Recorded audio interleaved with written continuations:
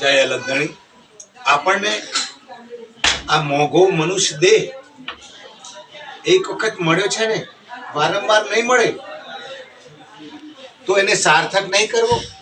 આપણે બધા મળી આપણે કોણ છીએ ગઈકાલે કીધેલું. તો આપણે સાર્થક કરવા માટે શું કરવું પડે?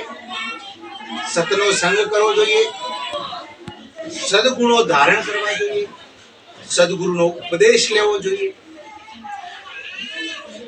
ધ્યાન કરવું જોઈએ, તપ કરવું જોઈએ, માળા કરવી જોઈએ અને નિયમમાં રહી કોઈ પણ જાતનું વ્યસન કર્યા વગર સાધુ સંતો ના સંગમાં રહેવું.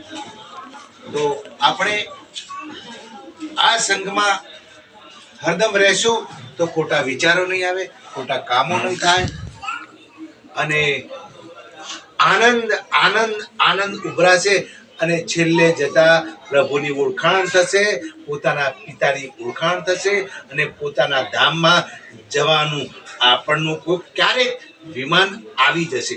જય અલગધણી.